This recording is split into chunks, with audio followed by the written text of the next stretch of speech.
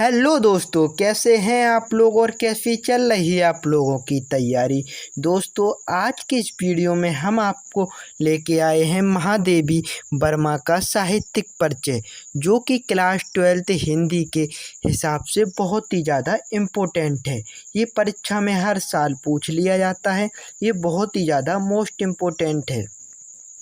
अगर आपने अभी तक वासुदेव शरण अग्रवाल का जीवन साहित्यिक परिचय दोस्तों और जयशंकर प्रसाद और आचार्य हजारी प्रसाद द्विवेदी का साहित्यिक परिचय नहीं देखा है तो डिस्क्रिप्शन में आपको वीडियो मिल जाएगा, ठीक है। और महादेवी वर्मा की पीडीएफ भी आपको मिल जाएगी बिल्कुल फ्री, ठीक है। और बता दूं, अगर आपने हिंदी की प्लेलिस्ट नहीं देखी है तो उसकी भी डिस्क्रिप्शन में आपको लिंक मिल जाएगी। महादेवी वर्मा का साहित्यिक परिचय देखते हैं, जो कि बहुत ही ज़्यादा इम्पोर्टेंट है। ये दोस्तों 9th से आपके साथ चलना प्रारंभ कर देता है। 10th 11th और 12th ये चारों साल आपको ज़रूर मिलेगा महादेवी वर्मा का जीवन परिचय या साहित्यिक परिचय। तो महादेवी वर्मा का साहित्यिक परिचय आपके 12th में है, इसको देखते हैं। महादेवी वर्मा ने मैट्रिक उत्तीर्ण करने के पश्चात ही काव्य रचना प्रारंभ कर दी। इसके काव्य में संगीतात्मक एवं भावात्मकता का सहज स्वाभाविक समावेश हुआ है। दोस्तों, मैं बता दूं, आपको जीवन परिचय याद नहीं करना है, आपको जीवन परिचय रटना भी नहीं है। पहले आपको जीवन परिचय को 4 से 5 बार दिन में पढ़ना है केवल। अगर आप 2-3 दिन लगातार पढ़ेंगे 4 से 5 बार तो आपको ईजिली याद हो जाएगा, ठीक है। तो आपको बिल्कुल भी रटने की ज़रूरत नहीं है। सबसे पहले 4 से 5 दिन पढ़िए, फिर उसको समझिए और आपको ईजिली याद हो जाएगा। अगर आपको समझ के पढ़ेंगे, ठीक है, तो आराम से आपको साहित्यिक परिचय याद हो सकता है, क्योंकि ये ज़्यादा कठिन नहीं होते हैं। तो चलते हैं। महादेवी वर्मा ने मैट्रिक उत्तीर्ण करने के पश्चात जब महादेवी वर्मा ने मैट्रिक उत्तीर्ण करने के पश्चात ही काव्य रचना प्रारंभ कर दी, ठीक है। आपको इस प्रकार पढ़ना है। इनके काव्य में संगीतात्मक एवं भावतीव्रता का सहज स्वाभाविक समावेश हुआ है, ठीक है। आपको ऐसे पढ़ना है। इनकी रचनाएं सर्वप्रथम चांद नामक पत्रिका में प्रकाशित हुई। इनकी रचनाएं सर्वप्रथम कहाँ पे प्रारंभ हुई? चांद नामक पत्रिका में प्रकाशित हुई। तत्पश्चात इन्हें एक प्रसिद्ध कवित्री के रूप में प्रसिद्धि प्राप्त हुई। तत्पश्चात इन्हें एक प्रसिद्ध कवित्री, ठीक है, के रूप में इन्हें प्रसिद्धि प्राप्त हुई। इन्होंने प्रयाग महिला विद्यापीठ में प्रधानाचार्य पद को सुशोभित किया। इनकी काव्यात्मक प्रतिभा के लिए इन्हें मंगला प्रसाद पुरस्कारों से सम्मानित किया गया।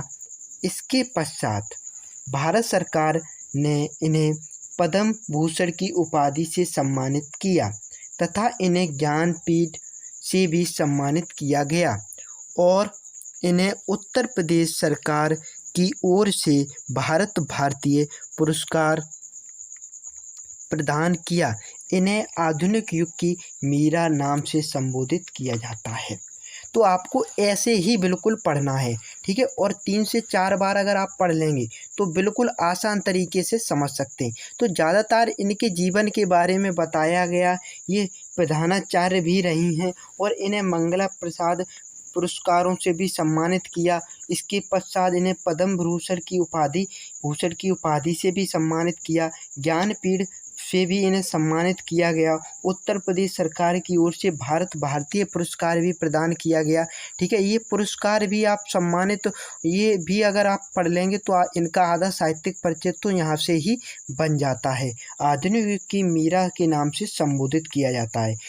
अगर क्वेश्चन जैसे बहुविकल्पी में आपका बनता है आधुनिक युग की मीरा के नाम से संबोधित किया जाता है, तो आपको टिक लगा देना है महादेवी वर्मा, ठीक है। तो महादेवी वर्मा के ऐसे ही आपको मिलेंगे क्वेश्चन ज़्यादातर। सर्वप्रथम चांद नामक पत्रिका में प्रकाशित हुई किनकी है ये, तो महादेवी वर्मा की। ठीक है, अब चलते हैं इनकी कृतियाँ देखते हैं।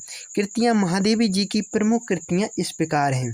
काव्य, काव्य जो हैं इनकी वो है निहार, रश्मि, नीरजा, सांध्य गीत, दीप शिखा और यमा। ठीक है, ये इनके काव्य हैं।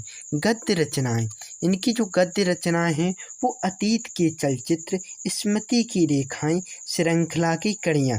दोस्तों अतीत के चलचित्र, स्मृति की रेखाएं और श्रृंखला की कड़ियाँ ये बहुत ही ज़्यादा इम्पोर्टेंट है। ये परीक्षा में आपको बहुविकल्पी प्रश्नों में ज़्यादातर देखने को मिलेंगी। साहित्य में इनका जो स्थान क्या रहा है, तो निष्कर्ष रूप में महादेवी जी वर्तमान हिंदी कविता की सर्वश्रेष्ठ गीतकार हैं। इन्हें भाव पक्ष और कला पक्ष दोनों ही अति पुष्ट है। ठीक है, तो आपको कृतियों में केवल इतना ही लिखना है और आपको फुल नंबर मिलने वाला है।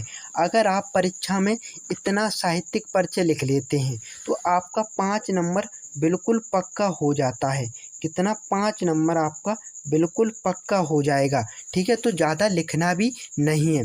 आपका महादेवी वर्मा का साहित्यिक परिचय इतना ही है। ठीक है, और देख लो दोस्तों, अगर आप इसको अच्छी तरीके से पढ़ेंगे तो आपको आराम से याद हो जाएगा। ठीक है, इनकी कृतियाँ ये हैं और PDF आपको डिस्क्रिप्शन में मिल जाए।